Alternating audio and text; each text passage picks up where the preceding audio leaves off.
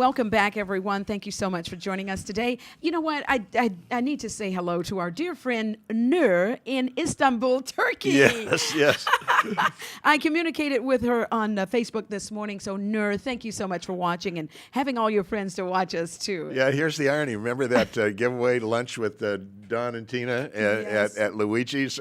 She won it in Istanbul, Turkey. So we're trying to for work you to out come that lunch. to California. So, hey, maybe we'll go down to Hollywood and have a lunch or something, Okay, Don. all right. Chris, do we have the picture, please, with Richard? Our dear friend, Richard Keel, Richard Jaws Keel, passed away last evening.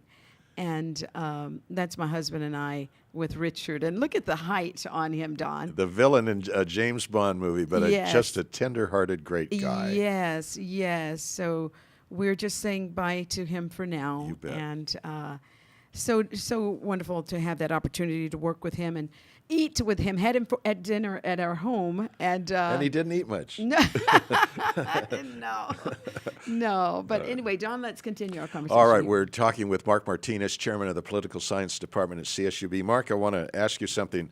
A scenario that I've been told is that, of course, 9/11 is just burned into the memory and the heart and soul of every American. But there's another date burned into the heart and minds of 1 billion people on the other side of the world, and that's a date in December 1998, the day when our Congress began its impeachment proceedings against Bill Clinton. He ordered a 4-day bombing campaign of Iraq that killed, by our military's own conservative estimate, 10,000 men, women, and children, 3 times more than perished in 9/11. And the people at that time asked, do we have to die for Monica Lewinsky? They said, you're treating our lives like insects that you can squash. And they said, we don't have your bombs or bombers, but we're not going to let this go unanswered, and we're coming to America to give you our answer. Mark? Yeah, I can understand that. You know, what we call this, people like to refer to it as the chickens coming home to roost. And professionally, academically, we refer to this as blowback.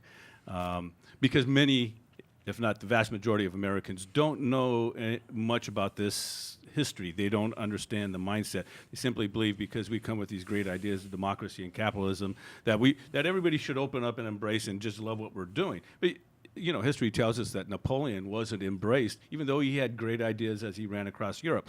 We have this tendency here to believe that we are masters of the universe. The problem is, over the last 20 years, we have literally looked at the world as one big nail. Our only solution is the big hammer, going in militarily. And if you look today, Tina, we were just talking about this, you know, what do we do? Well, right now, the only options are, let's bring out the military again. So if you think about how we approach these problems, we want to solve it immediately. And for many people, that means using the military. What we need to start thinking about is, how do we fix the problems that we created? Yes. Now, these are long-term solutions.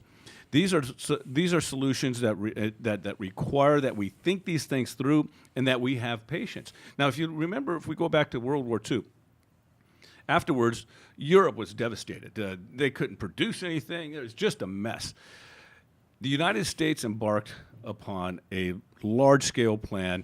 Many people are associated with the Marshall Plan, where we literally rebuilt Europe, rebuilt their markets, we rebuilt their infrastructures, we rebuilt the consumer.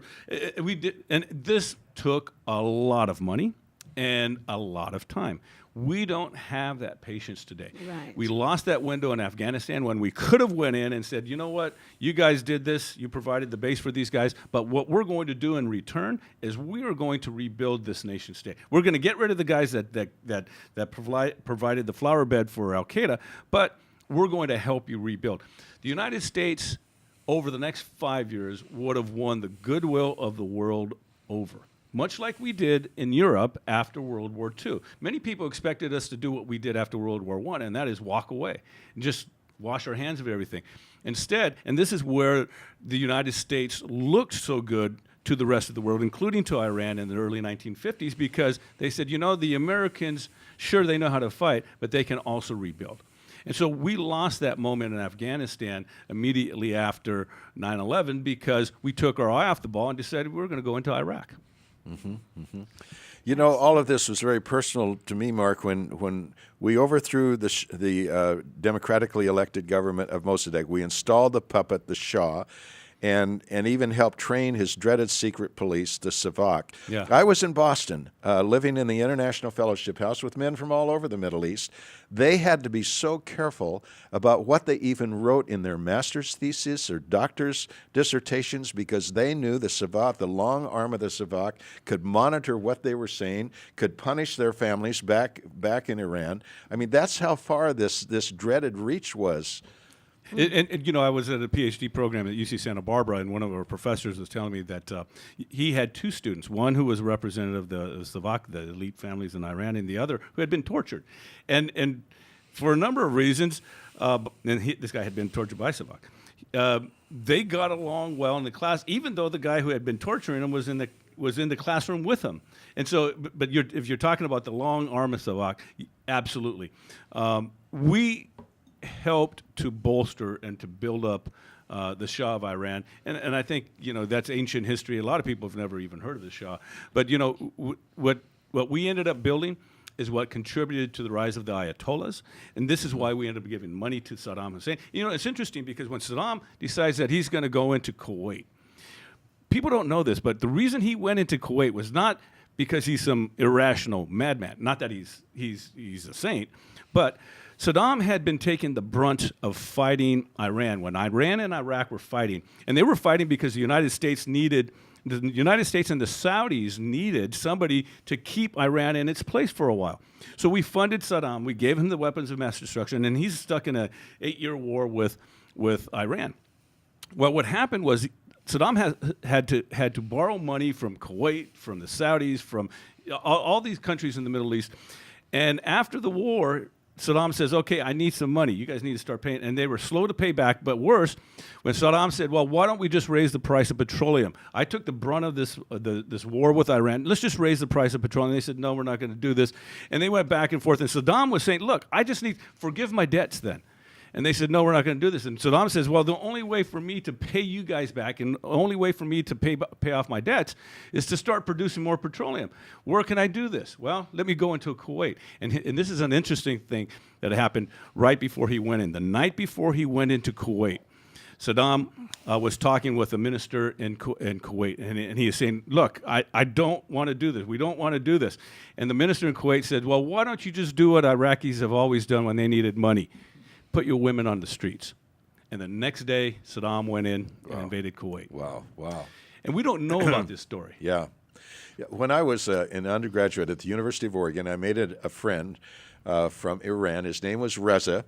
And the day came when one of the hostages that had just been released was a graduate of the University of Oregon. He was coming to Urban Memorial Union. The campus was just festooned with yellow ribbons to welcome him home, and the Urban Memorial Union is packed. This former hostage walked out, and suddenly I hear this man screaming on his feet, shaking his fist, screaming at this man. And I look over, and it's Reza from Iran. I think, what in the world is this all about? Well, it took me 20 years to figure out what that was all about and why he was so angry at us in Iran. So, yeah, we are not going to be doing ourselves any favors if we pursue the line that President Obama was outlining last night. I was watching this last night, and I was thinking, I sure hope he's got another plan. Wow. Because what we are, in my view, what we're going to end up doing is just stirring the pot. You know, I remember the wisdom that was passed on by Robert McNamara, our former Secretary of Defense, who fought the Cold War and the Vietnam War for 9 years. He said, if you find yourself in a fight with an adversary, the most important thing you can possibly do, and the most difficult thing you can possibly do, is crawl inside his skin, as it were, and look out at the world through his eyes and see yourself as he sees you, not as you see yourself. Your thoughts? Yeah, absolutely. Unfortunately, it took McNamara a long time to learn that lesson. Yes, it did. It did. But absolutely, and this is one of the problems that we have in this country. There's no real sense of empathy or understanding, and I think part of that has to do with the fact that we just don't know a lot about the world. Americans for a number of reasons. Maybe it's we're just too comfortable. We live in this continent, island, whatever it is. We don't pay attention to the rest of the world until we start thinking that they're a problem and we need to deal with these guys. And this is kind of where we're at today with the Middle East in general. Okay. Mark, we want to have you back as Yes. this goes on. Thanks for your contributions. Thank you so very much. Okay, well, thank you all for 10 seconds. Well, we're out then. Thank you so much for joining us today. We look forward to next week. God bless.